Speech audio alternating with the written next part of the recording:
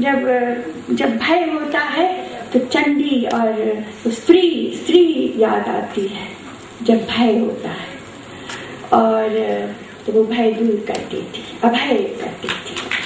और फिर अब जो अंधेरा छाया हो, अज्ञान का अंधेरा, और तो उसमें प्रकाश, ज्ञान का प्रकाश।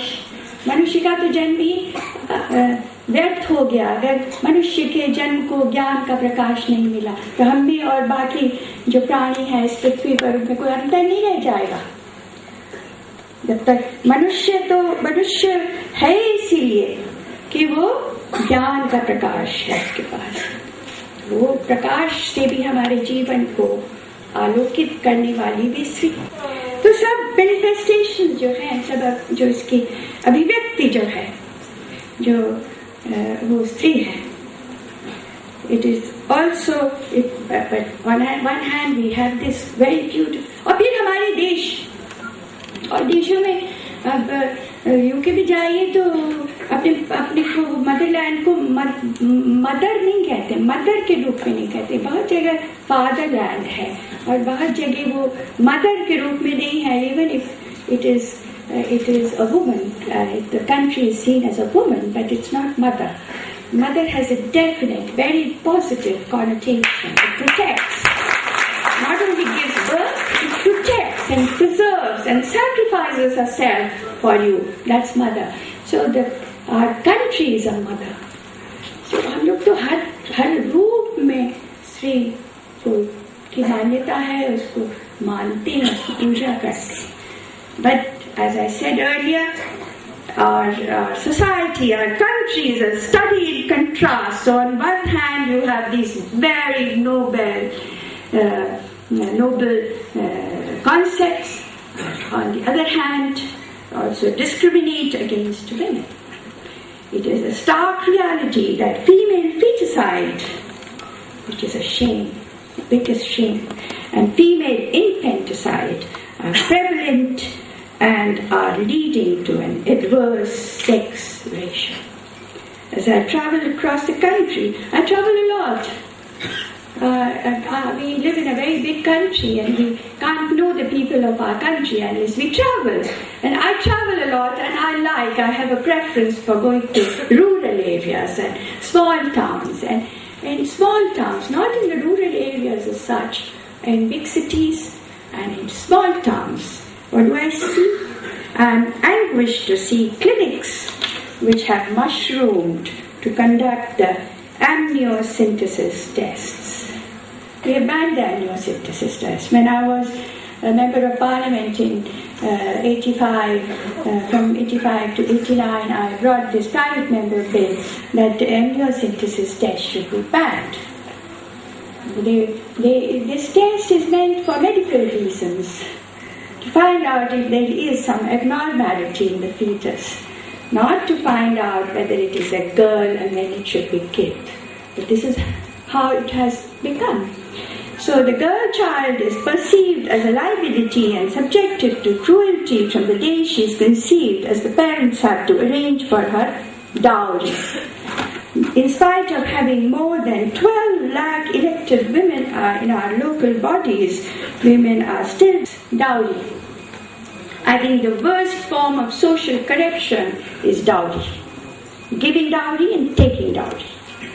And that is the root cause for the plight of women in our society. And I'm afraid to say that dowry is getting linked, it is linked to the educational qualification of the bridegroom. To use education to obtain dowry, this is something we have to seriously consider. Women are still denied decision-making rights. They cannot choose their career or their life partner. Dowry system, domestic violence and honor killings trace their origin to this gender discrimination. Realizing the gravity of the situation, The visionary founding fathers of our Constitution incorporated the principle of gender equality in its objectives as enshrined in the preamble, fundamental rights, duties, and the directive principles of the Constitution. It envisages a social order which guarantees equality with no discrimination on the ground of sex. In fact, it makes it incumbent. There is a provision for affirmative action, not only that there is guarantee for complete equality in gender, but there is, while our Constitution goes a step ahead and it says that it makes it incumbent upon the state to take affirmative action by enacting special laws for certain sections of the society, including women. Our Parliament has always been an ardent champion of women's rights. I always say, the traditional role, the conventional role of the Parliament is to legislate and to keep an overview on the executive and to control the finances of the country. But I think it has another very, very important role, is to be an agent of social change. And our Parliament, right from the day, this year we are going to celebrate the 60th year on 13th of May. Our Lok Sabha was constituted on 13th May 1952, and this year we are going to celebrate 60 years. And when I trace the achievements of the Parliament, I'm going to say and underline how effectively the Parliament has fulfilled its role as an agent of social change. Our Parliament has always been an ardent champion of women's rights and has enacted several women-specific and women-related legislations to protect them against discrimination, violence, and other social evils like sati and child marriage.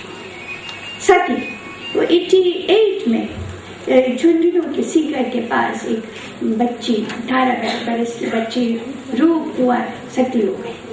I was a member of Parliament. उनसे पूछा गया सती हो गई, कैसे होने दिया आप लोगों ने, सब लोग कैसे होने दिया? उन्होंने कहा उसकी मर्जी थी, उसकी इच्छा थी, बहुत प्रबल इच्छा थी कि वो सती हो जाए. कहीं कैसी बात हुई? जब वो स्कूल जाना चाहती है तो आप उसकी इच्छा पूछते हैं कि तुम किस स्कूल में जाना चाहती हो? तो उसके कपड़े जब आप खरीद के लाते तब भी नहीं पूछते हैं कि आपको क्या क्या कपड़े पहनने, अच्छा बताओ. ये मैं दिल्ली शहर की बात नहीं कर रही हूँ, गांव की बात कर रही हूँ, दिल्ली में दूसरा है. तो और जब उसकी शादी करते तब भी नहीं पूछते कि तुम्हारी क्या इच्छा है. किसी कदम पर जिंदगी के लड़की से मुश्किल से पूछा जाता है कि तुम्हारी क्या इच्छा है. जब वो कहती है कि मुझे मरना है, जब उसको इतना शौक हो गया, उसको कहते हैं शमशान वैराग्य. जब किसी बहुत नजदीकी की मृत्यु हो जाए, शमशान में जाते हैं तो ऐसा लगता है कि हम भी चले जाए इस दुनिया से. उसको कहते हैं शमशान वैराग्य. तो जब उसे ऐसी मनस्थिति में थी, उसने ये इच्छा व्यक्त की कि अब हम भी मर जाए, हमें भी इस चिता में जला दो. तो उसकी इच्छा आपने ऑनर कर ली, ये वाली इच्छा आपने ऑनर कर ली. तो ये स्थिति है हमारे यहाँ की. तो वही मैं कहती हूँ कि हमारे जो पार्लियामेंट है इसने सोशल लेजिस्लेशंस किए. आप कहेंगे कि तो जमीन पर तो लागू नहीं हो रहे, तो you have to bring about attitudinal change. जो उसको इम्प्लीमेंट करते हैं उनकी उसमें भागीदारी, कमिटमेंट होनी चाहिए. In addition to legislating, it has also established a committee on empowerment of women which focuses on gender issues. We also have the National Commission for Women, which has been set up by an Act of Parliament. The National Policy for the Empowerment of Women aims at eliminating all forms of discrimination and violence against them.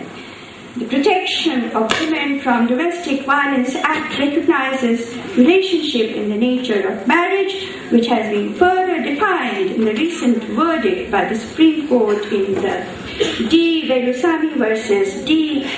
Achai Amal case. it has been held by the court that besides meeting the requirements of living together in a shared household, as defined in Section 2S of the Act, the relationship in the nature of marriage has to fulfill certain requirements which are akin to a common law marriage.